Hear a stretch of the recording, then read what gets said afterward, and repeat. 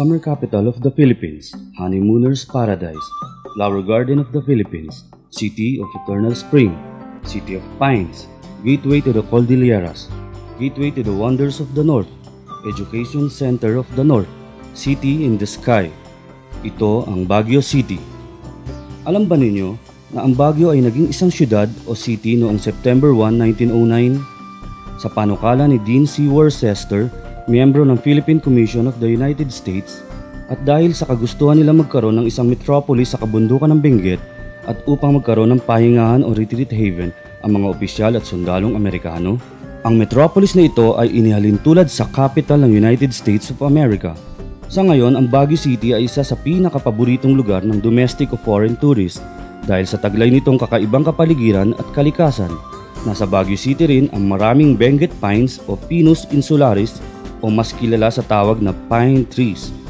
Ang malamig at maaliwalas sa klima, ang makapal na kagubatan, magagandang tanawin, watershed reservations, mga ilog at waterfalls, at ang mayamang kultura at kasaysayan na siyang nagiging batubalani upang mabighani ang mga pumapasyal dito sa siyudad ng Baguio.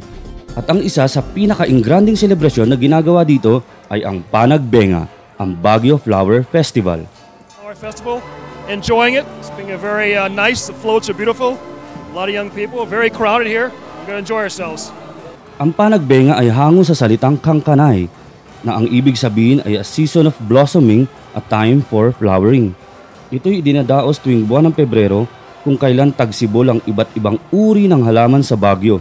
Ang Panagbenga ay unang idinaos noong 1995 upang alalahanin at ibangon sa malawak na pagkasira ang syudad sa killer earthquake na nangyari noong 1990. Sa panahon ng Panagbenga, ang Baguio City ay dinadagsa ng mga bisita, bata man o matanda, mula sa iba't ibang panig ng mundo upang saksihan ang pinaka-highlight ng Panagbenga, ang Float and Marching Band Parade, kung saan ipinaparada ng mga kalahok ang naggagandahang floats na gawa sa sari-saring uri ng bulaklak.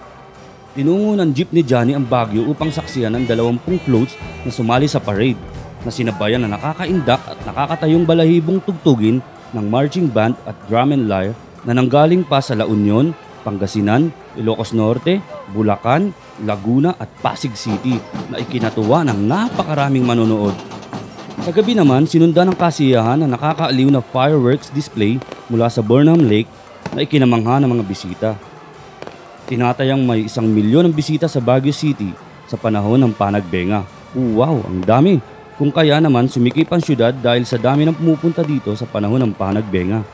Kung kaya ang iba nating kababayan ay tiniis ang napakalamig na gabi at nagtayo na lamang ng mga tent sa iba't ibang lugar ng Baguio, lalo na sa Burnham Park at Melvin Jones Grounds.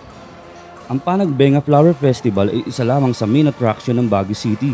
Nandiyan din ang Strawberry Festival, Vegetable Festival at Salad Festival. Kaya mga kasambaya, sa susunod, samahan nyo kaming ikutin at pasyalan ng iba pang lugar dito sa Baguio.